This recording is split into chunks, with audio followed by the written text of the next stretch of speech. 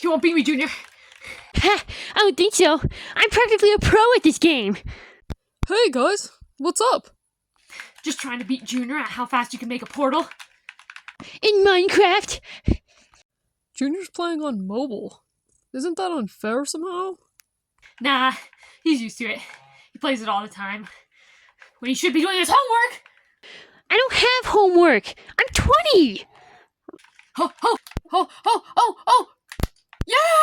Woo! Yeah! Let's go! No! Damn it! Oh, yeah, eat my shit, lizard boy! Hey! Just because you won don't mean you get to be racist. Wait, that's it? Yeah. You make a rectangle out of obsidian, and then you light it with flint and steel. Huh, that's dumb. What does fire plus obsidian equal a portal? Shut it, Kovac. You just don't get it. I mean, it just seems uninspired. Why didn't they make their own magic mineral? Obsidian is a real thing. If they made their own magical rock, it would be at least somewhat believable. God knows their graphics aren't. Come on, Draven. Let's get... No, wait, Kovac's got a good point. Obsidian is a real thing. Why would that be the portal substance? I mean, what even is obsidian? It doesn't matter. Come on, Draven, let's game. I gotta do some research! Oh! Well, that's broken now. Draven, wait! Ah, thanks, Kovac. Welcome back to Draconic, where a rock born from magma might just help cut out your heart. Technically, yes, I do have a rebrand, okay? This was the original channel name that I was going to have, and the Dragon's Tongue was going to be a different part. This has now turned into the main channel where I actually do scripts and comedy sketches, and so I'm rebranding this back to Draconic. I don't know what to tell you, okay? But that's all besides the point, okay? Just forget about that. You never saw it. Just like the cornucopia and the fruit of the loom, you never saw it. It was never called the Dragon's Tongue. It was never called the Dragon's Tongue. It wasn't. Anyways, in the hit game Minecraft, there is a separate world you can travel to called the Nether. It is a hellscape, a place where you can find rare items and defeat the Wither, a boss in the game. How to get to the Nether is of interest today, though. In the game, you get to the Nether by making a Nether portal. You do this by making a rectangle approximately 4 blocks high and 5 blocks wide using obsidian. Use a flint and steel to activate the portal, and in you go. So obviously, obsidian is important to the game of Minecraft. But what about real life? What is obsidian? What is it used for? How is it formed? And what is it, or can it, be used for? Well, let's get into it. To define a mineral is to have a crystalline structure, an inorganic form, or just inorganic in general, and has a very specific chemical composition. Now, during my research, I found out something interesting. That interesting fact is that obsidian is neither a mineral, but it's also is a mineral. It's a semi-mineral. See, obsidian inherits all the traits of a common mineral except for the crystalline structure thing, because obsidian is technically a glass.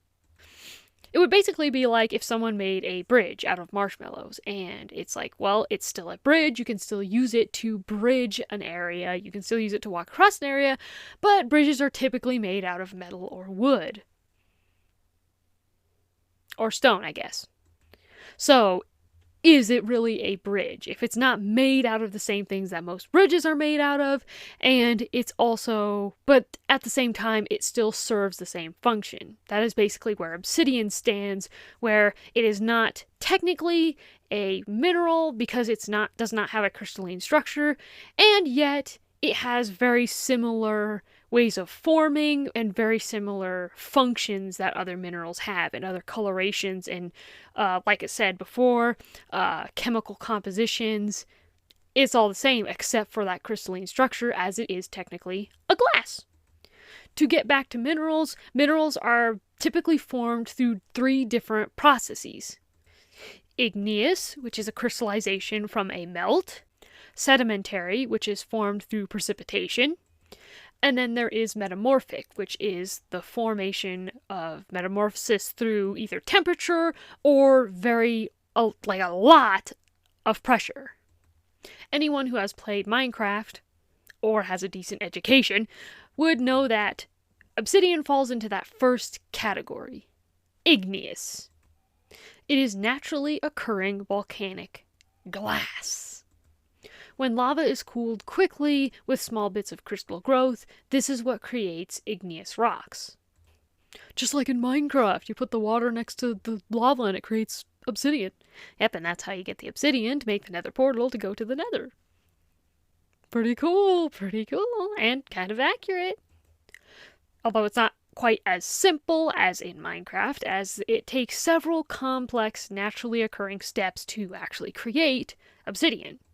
From what I looked up, it's a lot of chemistry, and I am not a chemist, so I'm not going to be explaining every little detail that comes from creating, that is needed to create obsidian, because, like I said, I am no chemist, so you can look that up on your own if you want to find out the actual chemical compositions that need to create obsidian. I don't know why you would do that, though. Unless you were a hardcore Minecrafter. Oh, yeah, that's true. Do you think that anybody has ever actually made an obsidian, like, portal out of obsidian? Like, have gotten enough obsidian? Because as I'll talk about in this later on in this video, there are whole mountains of this stuff. Right. Yeah, I would think that almost there would be somebody who was that into Minecraft enough to get a ton of obsidian, carve it into giant blocks, and then make an obsidian, like, just the structure around it. Yeah, which would actually be kind of cool. Kind of cool. But also kind of, weebish. Yeah, kind of a waste of that much obsidian. Being volcanic glass, obsidian is obviously found near Papua New Guinea. And volcanoes, but, priorities. Basically, any place where volcanoes can be found, obsidian is going to be there, which involves a lot of locations, not all of which I'm going to name, so instead of listing them all, I'll just name a couple major locations. One, Medicine Lake volcano is located in northeastern California. This volcano has an elevation of 7,795 feet. Medicine Lake volcano has been kicking for around 500,000 years, but its eruptions have been moderate, very, very gentle. This volcano is somewhat unique as it supposedly has several smaller chambers underneath it rather than one massive one. The obsidian overflow that has, like, basically calcified across the mountainside is so large that they have nicknamed this mountain Glass Mountain. God damn. It's like the Wizard of Oz, the Emerald City. Yeah, but it's black. You don't go there, you might get robbed. God, dude. I'm sorry, I was joking, God, dude, I'm joking. Number 2 is the Inya craters? Inya? I kind of like Inya craters. This volcanic chain is located in the Mono County of Eastern California. A lot of volcanoes in California. Why haven't they erupted yet? I dream. This chain stretches from the northwest shore of Mono Lake to the south of Mammoth Mountain. Reminds me of Moron Mountain. I love Moron Mountain. Moron Mountain is actually pretty cool. I would have loved to have seen more of that world, honestly. Yeah. Space Jam. The eruptions from this chain are actually what formed Mammoth Mountain, 400,000 to 60,000 years ago. I'm getting old just talking about this stuff.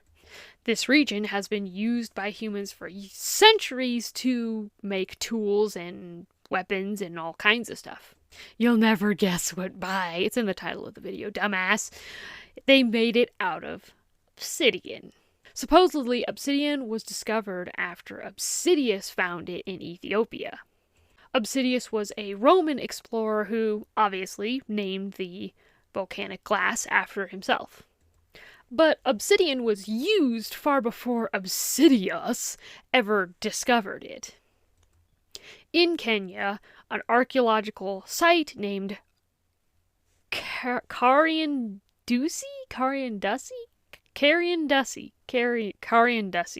shows evidence of obsidian being used.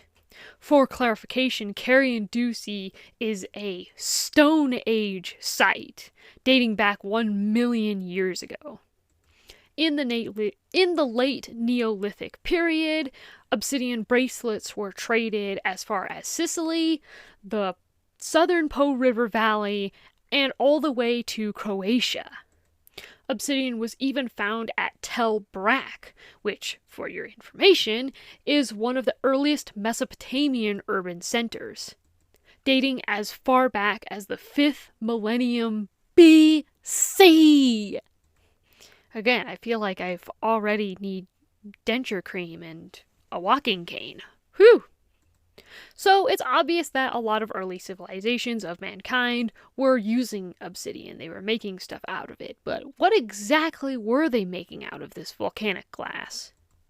Well, being that obsidian is a glass, it is hard yet brittle and fractures with very sharp edges.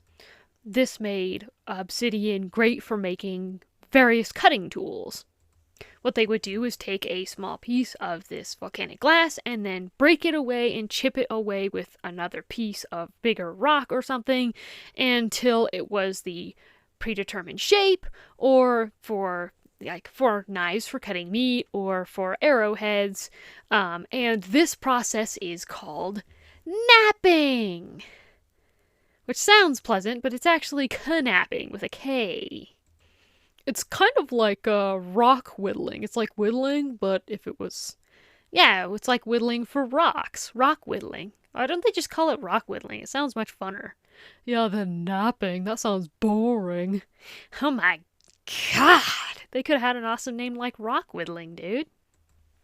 As I stated, this helped mankind progress to making various tools, weapons, and they even were able to polish this glass to make mirrors. Those bracelets that I mentioned earlier that were traded across Sicily and the Po River Valley in Croatia, those motherfuckers, they were supposedly so sharp that they even used those as cutting tools. Archaeological evidence, reveals that these bracelets were used for ritual circumcision and even the severing of umbilical cords. Which brings me to my final use of obsidian. A more modern use, if you will. You see, obsidian blades, when done right, are several times sharper than your common everyday scalpels. And just for your information, just so that you know how serious that is, your common scalpel is 3 nanometers thick. Very tiny, very sharp, and yet obsidian glass knives are sharper. And most all metal knives have an actual jagged blade. These increments aren't noticeable to the human eye, but put it under a microscope, and these wild edges become very clear. Under the same microscope, though, glass knives were completely smooth, a completely smooth edge. And although this is a bit out there because only one study was done and it was done on animals, they did find out that when cut with an obsidian blade versus a actual metal scalpel, it produces fewer inflammatory cells, which kind of helps for pain and irritation to the skin when cuts are made and then afterwards being sewn. But it's kind of a big deal, even though if only one study was done, right? I mean, Yeah, I mean, it's not clear cut, but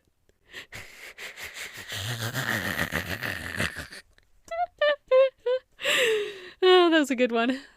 I wasn't laughing. That was completely unintentional, believe it or not. Oh my gosh, that's so fucking good though that you were just like unironically, oh, it's so clear cut. Carry on. A man by the name of Dan Crabtree produced several obsidian blades as he was quite the staunch advocate for the tools, even writing several articles about it. However, although I would love to be pro-rock, there is one, at least, big drawback that has kept it from getting the approval of the FDA. If you remember, I did mention that obsidian is still brittle, like any type of glass. What it makes up for in sharpness, it very much loses efficiency when it comes to durability, especially compared to steel blades. The big fear, of course, being that during a surgery, it could get nicked on a bone, and a small tiny piece of glass could be basically thrown around into your gutty works, doing unknown amounts of damage.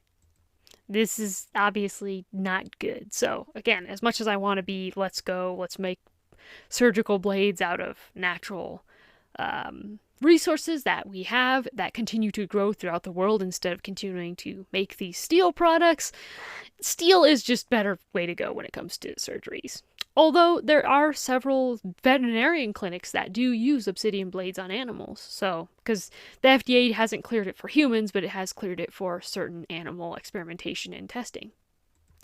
Although obsidian may not be approved for surgical uses, the semi-mineral volcanic glass is still very commonly used for ornamental purposes.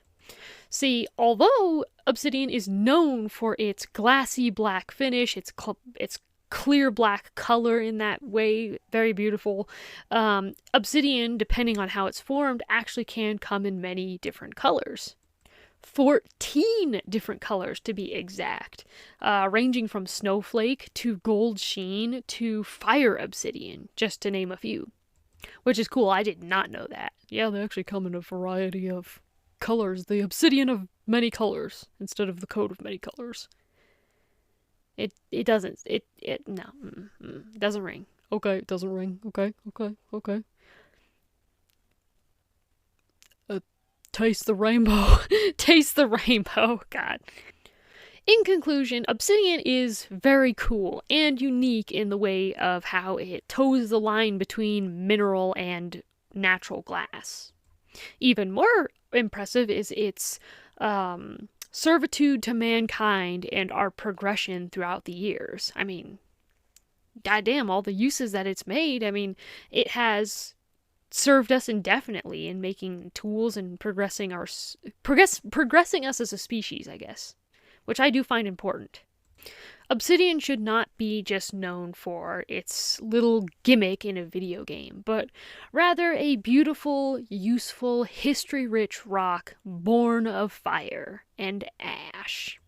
We should all be thankful for obsidian and the things that it has granted our species, and just how beautiful it is that something so resistant and useful and beautiful can come from something like a volcano.